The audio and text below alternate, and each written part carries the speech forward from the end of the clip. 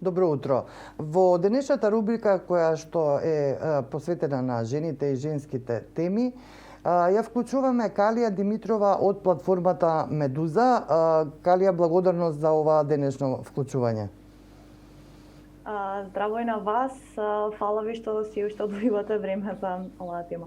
Така е, пред неколку дена платформата за родова еднаквост упати една своја реакција по повод сексуалното вознемирување и насилство на жените на интернет. Но овој пат ова реакција беше подпишана и од женски организации од регионот, значи од Србија, од Хрватска, Црна Гора, Босна и Херцеговина.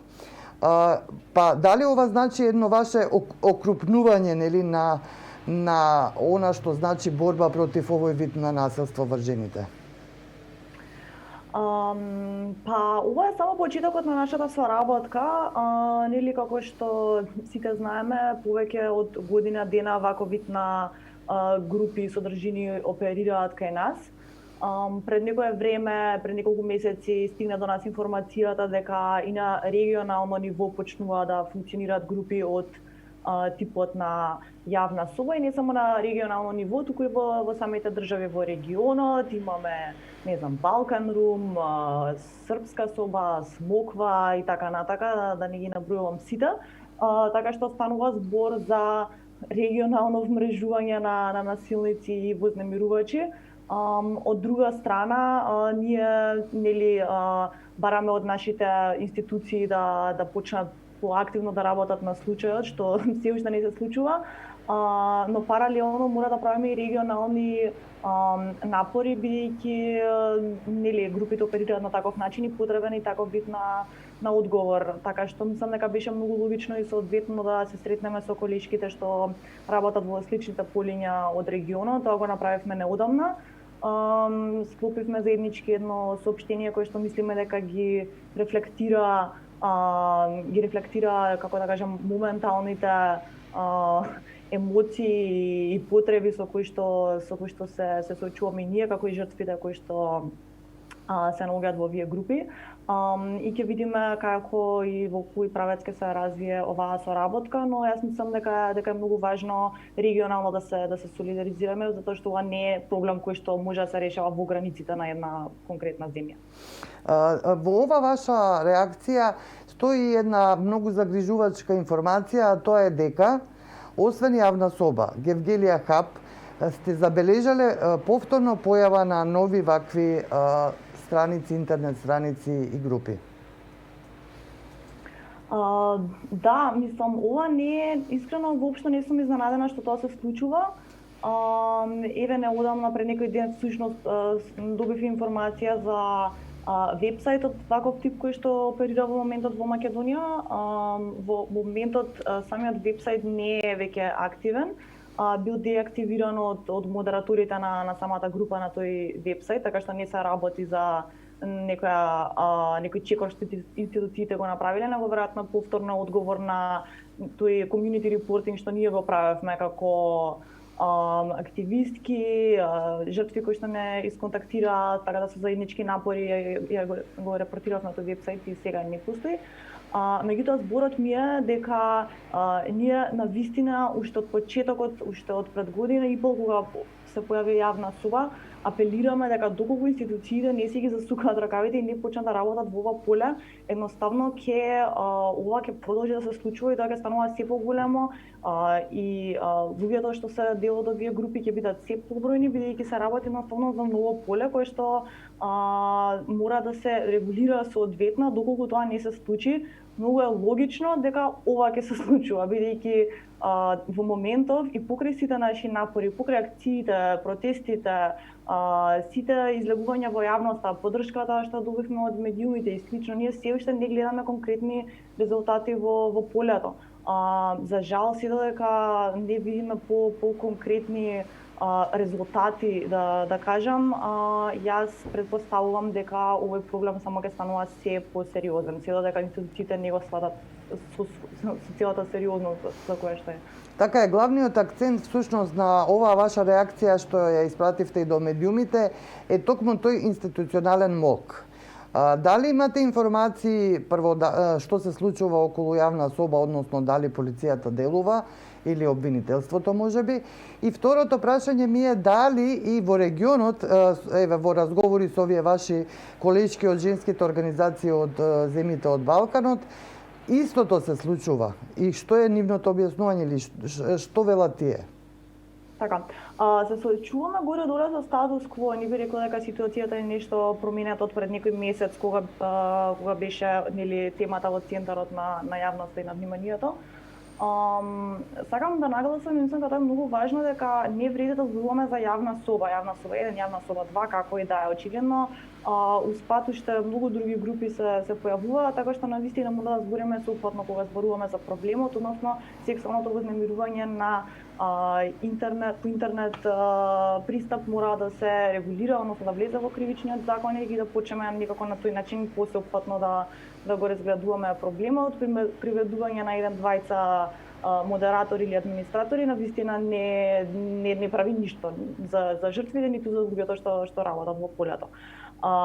Така што од моја страна тоа би бил коментарот. Тоа што го гледаме е дека мора да се форсира, да се скандализира дури темата за институциите да дадат некој одговор. Значи тотално работат реактивно, а тоа не е нивна работа. Нивна работа е да работат на случајот, а не ние да им кажуваме кога, како и зашто треба да работат. Така што тој аспект на вистина не сум задоволна и мислам дека едноставно, како што кажав и би повторила уште еднаш, мора посериозно и сеопфатно да се работи на интернет вознемирување сексуално. А тоа што го гледаме во регионот и сакам исто така да го потенцирам се многу слично и кај нас, е оној фокус на тој аспект на злоупотреба на лични податоци и на дистрибуција на детска порнографија. Значи институциите се фокусираат исто како кај нас и во другите земји од регионот на оној аспект, значи малолетните жртви, бидејќи и според нивното законодавство може да се гонат сторителите според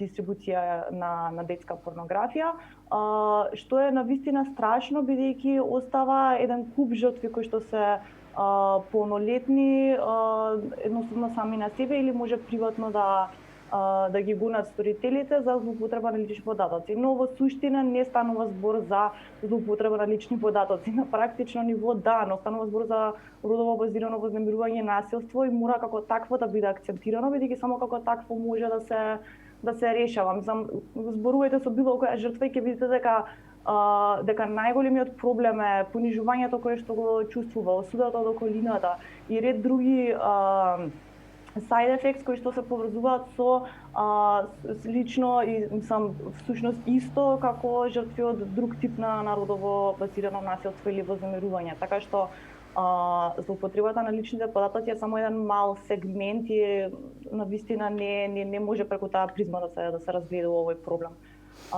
Така што по тој аспект сме доста слични со земјите во регионот. Меѓутоа тие се уште на почетокот. Мислам дека сега почна овие месеци да станува по актуелна, да речам, темата, колку и да не ми се допаѓа тој збор. Па ќе видиме, мислам дека ќе биде многу значително и за нас да разменуваме искуство и слично и да видиме дали можеби некоја земја од регионот на подобар начин ќе успеува да го реши. Имате ли контакт со некој од жртвите? Како се чувствуваат тие сега? Измина време, не се пронајдоа некои повеќе сторители од оние двајца што знаеме дека се процесуирани нивните дела. Значи, што се случува со жртвите? Така, многу од жртвите никогаш не се осмелија да пријават и дел од причината за што тоа беше така е затоа што институциите на многу лош начин се снајдоа тој период, со тоа што ги повика и им ја дадат целата одговорност во нивни раце за пријавување, за собирање на докази и слично, кога во пракса видовме дека не многу се случува со оние кои што всушност пријавија. Така што би напоменала дека не, така да кажам дека е навистина ужасна моменталната ситуација за жртвите на јавна соба и и сличните групи, но би сакала да дадам и една како да кажам, светла перспектива. Тоа е дека заради тоа што успеавме навистина да есфорсираме темата во јавноста и да презентираме некои наративи кои што доста беа нови за нашата јавност, односно инсистирање на фактот дека единствено насилниците и оние кои што злоупотребувале лични податоци или доверба и слично се виновници во случајот, давање безрезервна поддршка за жртвите, во што бевме вклучени многу организации, то така и доста медиуми беа на нашата страна. Мислам дека лека по лека се направи една атмосфера каде што жртвите се чувствуваат поохрабрени. Тоа го видовме и ние преку работата во Хелсиншкиот комитет, дека во тој период имавме повеќе пријави, односно пријави за бесплатна правна помош за родово базирано или семејно насилство и слично, за разлика од претходната година истиот период. Така што видовме дека акцијата и кампањата едноставно навистина праќање на јавна порака кон жртвите дека тие не се виновни кога им се случува родово базирано насилство и вознемирување, дава со некој плод да тие се чувствуваат поохрабрени. Според мене тоа е многу важно. Жртвите да се уважат и да побараат помош, дури и тоа да не отиде до пријавување, што многу ретко се случува кај нас, барем да се советуваат, да знаат кои се нивните опции, да знаат дека имаат сојузници, луѓе кои што се со нив доколку решат да пријават дека ќе ги поддржат, така што тоа го гледам како една, како да кажам, посветла точка од целата ситуација. Видовме многу навистина солидарност и поддршка помеѓу многу жени, и тоа мислам дека не треба да остане неспомнато. А од друга страна, институционалниот молк едноставно континуирано им прави двојна виктимизација на жртвите, и на тие што пријавија и на тие што не пријавија. Ги искористивте многу од можностите на граѓанска реакција, организиравте протести, организиравте пресконференции, настапувавте по медиуми. Останали уште методи или ќе продолжите ли со овие граѓански своји реакции, бидејќи всушност во реалноста не е направено многу од страна на институциите? Мора да продолжиме. Не е реалистично да се очекува дека континуирано со истиот интензитет ќе се користат истите методи. Сега како што всушност и тоа е причината за зашто се состанавме денеска, фокусот е да видиме регионално што може да се направи, да се разменат некои искуства и пракси, но притисокот кој што ќе го правиме ќе продолжи. Јас како да кажам, повторно си дадов на себе си шанса да се фокусирам на мојата работа, односно да работиме на креирање на сеопфатни, информативни и секакви наративи кои што ги пласираме преку meduza.mk, да комуницираме со девојки кои што поминале низ ваков тип на голгота. Едноставно има премногу аспекти на кои што се работи кога станува збор за многу комплексен проблем. И сметам дека не сакам да кажам дека беше залудно тоа што го правевме. Мислам дека го опипавме теренот, видовме докаде сме институционално по ова прашање, и мислам дека е многу важно да се фокусираме на тоа да правиме една безбедна средина каде што жртвите пред се не се чувствуваат виновни за тоа што им се случило. Потом ќе видиме институционално што ќе се случува, бидејќи тоа за жал не е во наши раце. Се што можеме да правиме е да направиме притисок и да се надеваме дека слухот ќе биде пооштар во иднина.